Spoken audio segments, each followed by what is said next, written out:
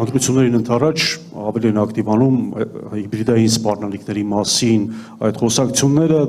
դա տեղ գտավ նաև արտաքին հետախուզության ծառայության զեկույցում, հետաքրքիր է, որ իշխանությունները ոչ վարչապետը, ոչ բարձրաստիճան որևէ պաշտոնյա կոնկրետ չի նշում, թե որ երկրի մասին է խոսքը, խուսափում են նշել։ Լավ էլ նշում են։ Կոնկրետ Եվրոպամետ ուժեր նշում են տարբեր ուժեր, տարբեր քաղաքական ուժեր, բայց պաշտոնյաները խուսափում են նշել, միայն Եվրամիության արտաքին քաղաքական եւ անվտանգության բարձր ներկայացուցիչ Կայա Կալասը ասաց, որ իշխանությունները Հայաստանի դիմել են իրենց Ռուսաստանի դեմ հիբրիդային սպառնալիքների հետ կապված։ Ըստ ձեզ այս գործոնը, այսպես կոչված հիբրիդային սպառնալիքի այս հատվածը, այս հակառակորդը ինչպես կարող է ազդել ընտրությունների վրա, ինչ լրացուցիչ դիվիդենտներ կարող է տալ քաղաքական ուժին իշխող։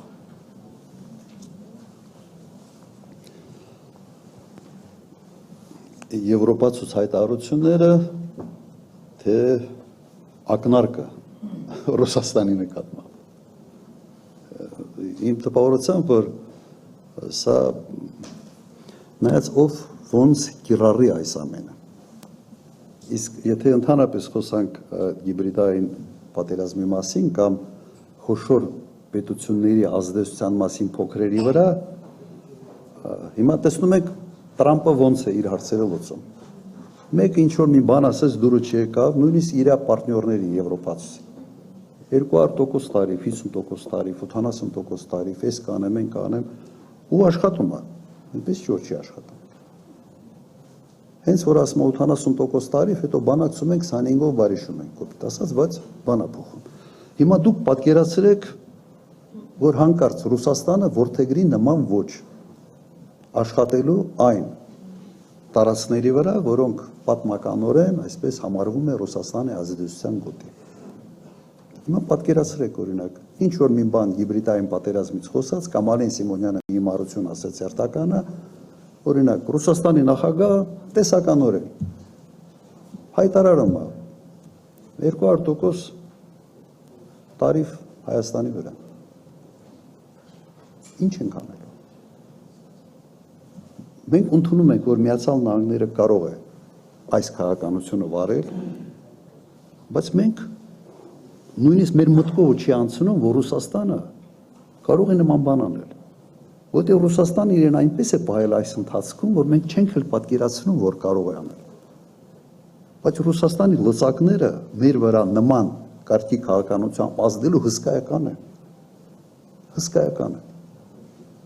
Նման կարգի մին քայլ անեն գյուղատնտեսության նկատմամբ պրոբլեմ է, որովհետև մենք մեր գյուղարտադրանքը բացի Ռուսաստանից ուրիշ չի գնում։ Մի պահ պատկերացրեք, որ Ռուսաստանը, այսպես ասենք, հիբրիդային պատերազմի շրջանակներում նման մի քայլի դիմի։ Ես հիշեցնեմ, հիշողությունս լավ է։ 19 թվական Վրաստանում Գաբունիա անունով մի լրագրող կար, բավական հայտնի, Ռուստավի հեռուստաընկերության եթերում շատ կոպիտ արտահայտվեց Ռուսաստանի վերաբերյալ եւ Ռուսաստանի նախագահի հասցեի, հայհոյանքներով։ Դուք չեք հիշում ինչ է եղել դրանից հետո։ Հիշեցնեմ,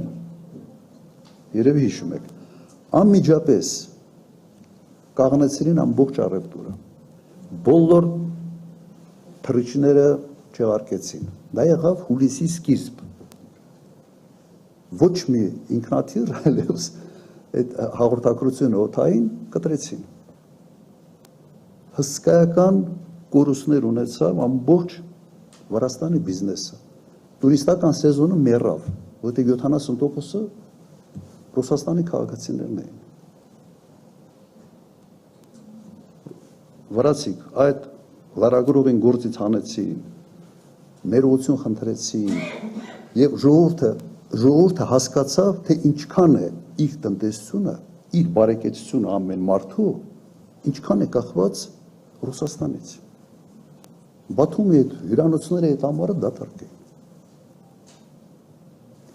Ինչի համար եմ ես դա հիշեցնում։ Որտեղ Ռուսաստանը շատ համբերատար է եւ իրենք մեզ գիտեք ոնց է նայում։ Իրենք Նույնիսկ եթե մեկը ինչ որ կտրուկ ասում է, բա միգուցե մի քայլ անենք եւ այլեւա, նայեք ամերիկացիք ինչ են անում։ Ասում են, բայց հայ ժողովուրդը մեր մասին ինչ կմտածի։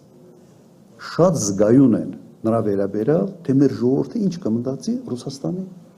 նկատմամբ։ Սա գալիս է մեր sense ընդհանուր անցյալից, գալիս է որ մեկ երկրում ենք եղել,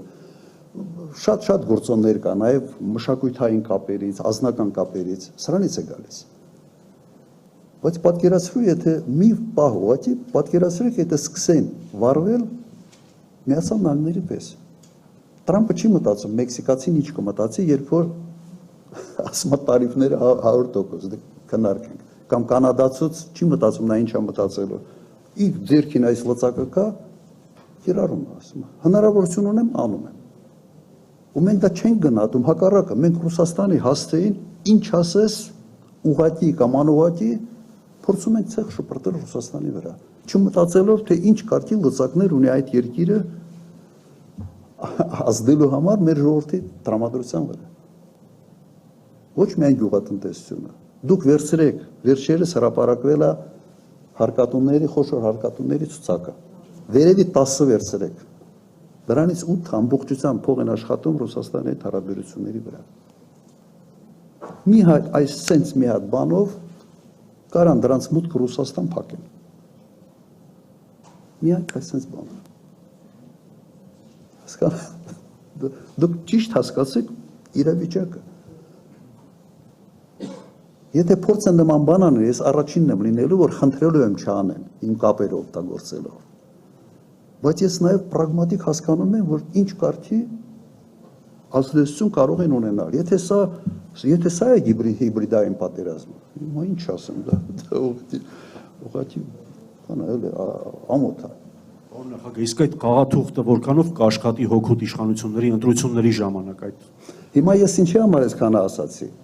Եթե այդ խաղաթուղթը սկսի նաև Ռուսաստանը կիրառել, ինչ ենք անելու։ Ես չգիտեմ ինչ են անել։ Այս խաղաթուղթը իրենք այո օգտագործելու են։ Ամեն կերպ փորձելու են սերմանել հակառուսաստանյան տրամադրությունները Հայաստանում։ Նա ինչ անում են։ Ենթադրում եմ, որ ազդեցություն ունենալու է։ Եվրոպացիք հեսա մայիսին գալու են Հայաստան, ինչ կարգի հայտարարություններ ասես անելու են։ Իմիջիալս դա նույն Եվրոպան է, որ ասենց լավ խրախուսեց ուկրաինացուց մտնել խորը ասենց պատերազմի մեջ եւ հիմա ինչ Ստամբուլում պայմանավորում էին 22 թիվ ապրիլ ամիս։ Ընդամենը 1.5 ամիս էր պատերազմը, 1.5-2 ամիս։ Եվրոպացուց ակտիվ մասնակցությամբ ձախողել են բանակցությունները։ Եվ արդեն 4-րդ տարին է։ Ազդելու է։ Ինչ ենք անելու, պիտի փորձենք հակազդել։ Նաև նման կարգի մամուլի ասուլիսներով։ Եվ կրկնում եմ, խոսքը ռուսականության, հակառուսականության մասին չի։ Խոսքը պրագմատիկ մոտեցումների մասին է։